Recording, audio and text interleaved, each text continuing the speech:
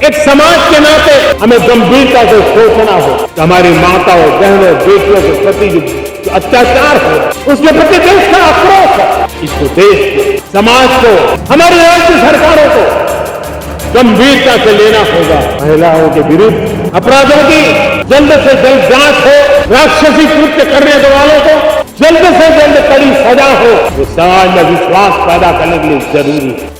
देशवासी आज आजादी के जश्न में डूबे हुए हैं। 78वें स्वतंत्रता दिवस के मौके पर लोकसभा में विपक्ष के नेता राहुल गांधी लाल किले पर आयोजित स्वतंत्रता दिवस समारोह में शिरकत करने पहुंचे। दोस्तों, स्वतंत्रता दिवस समारोह में 10 साल बाद नेता प्रतिपक्ष की मौजूदगी रही। इस दौरान प्रधानमंत्री नरेंद्र मोदी ने लाल किले की प्राचीर से देशवासियों को संबोधित किया। संबोधन से पहले उन्होंने लाल किले पर तिरंगा फहराया। दोस्तों, प्रधानमंत्री मोदी ने लगातार 11वीं बार लाल किले पर राष्ट्रीय ध्वज फहराया है। जवाहरलाल नेहरू और इंदिरा गांधी के बाद पीएम मोदी तीसरे ऐसे प्रधानमंत्री बन गए हैं जिन्होंने स्वतंत्रता दिवस पर लगातार 11वीं बार भाषण दिया है। बता दें आपको दोस्तों कि जवाहरलाल नेहरू को 17 बार जबकि इंदिरा गांधी को 16 बार ये सम्मान मिल चुका है। इस बार स्वतंत्रता दिवस कई मायनों में खास रहा दोस्तों। एक तरफ तो 78वें स्वतंत्रता दिवस के मौके पर प्रधानमंत्री मोदी ने लगभग 97 मिनट का भाषण दिया है। आजादी के बाद किसी प्रधानमंत्री का ये सबसे लंबा भाषण है। साल 1947 में तत्कालीन प्रधानमंत्री ने 72 मिनट का भाषण दिया था। प्रधानमंत्री नरेंद्र मोदी ने अपने भाषण में परिवारवाद, भ्रष्टाचार, uniform civil code, one nation one election, Bangladesh हिंसा, G20 और कोलकाता रेप मर्डर केस जैसे मुद्दों पर भाषण दिया। कोलकाता रेप मर्डर केस पर बोलते हुए प्रधानमंत्री मोदी ने कहा कि राक्षसी कृत्य वालों को कड़ी सजा मिले, पापियों में डर पैदा हो। कोलकाता रेप मर्डर केस को लेकर देश में आक्रोश है। महिलाओं के खिलाफ अपराधों की जल्द जांच हो, सजा मिले, पाप करने वालों की सजा पर चर्चा हो, ये डर पैदा करना जरूरी है। आज लाल किले से फिर बार एक अपनी पीड़ा व्यक्त करना चाहता हूं। एक समाज के नाते हमें गंभीरता से सोचना होगा कि हमारी माताओं, बहनों, बेटियों के प्रति जो अत्याचार हो रहे हैं उसके प्रति देश का आक्रोश है, जन सामान्य का आक्रोश है। इस आक्रोश को मैं महसूस कर रहा हूं।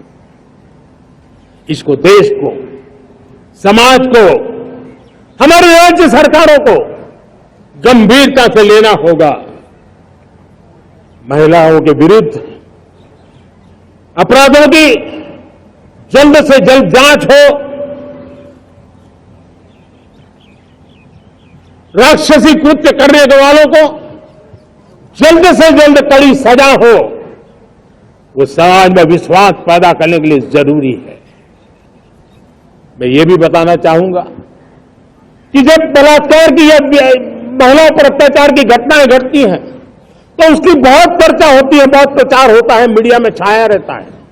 लेकिन जब ऐसे राक्षसी मनोवृत्ति व्यक्ति को सजा होती है तो वो खबरों में कहीं नजर नहीं आती, एक कोने में कहीं पड़ा रहता है। अब समय की मांग है कि जिनको सजा होती है उसकी व्यापक चर्चा हो, ताकि ऐसा पाप करने वालों को भी डर पैदा हो कि पाप करने की हालत ये होती है कि फांसी पर लटकना पड़ता है। इसके अलावा दोस्तों, प्रधानमंत्री ने लाल किले की प्राचीर से यूसीसी का मुद्दा भी उठाया। उन्होंने इसे उठाते हुए सुप्रीम कोर्ट का भी हवाला दिया। जिस वक्त उन्होंने सुप्रीम कोर्ट का हवाला दिया तब CJI DY चंद्रचूड़ वहीं मौजूद थे।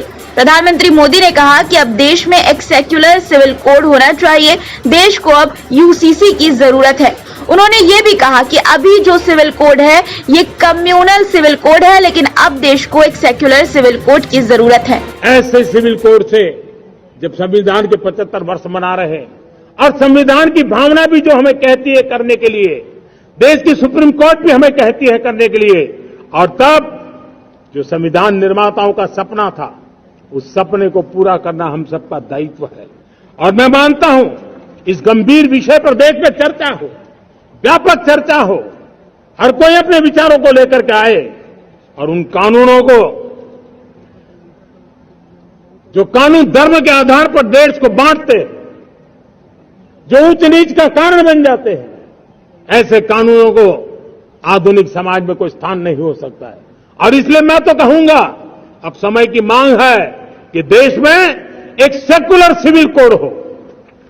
हमने कम्युनल सिविल कोड में 75 साल बिताए हैं, अब हमें सेक्युलर सिविल कोड की तरफ जाना होगा और तब जाकर के देश में धर्म के आधार पर जो भेदभाव हो रहे हैं, सामान्य नागरिक को जो दूरी महसूस होती है, उससे हमें मुक्ति मिलेगी।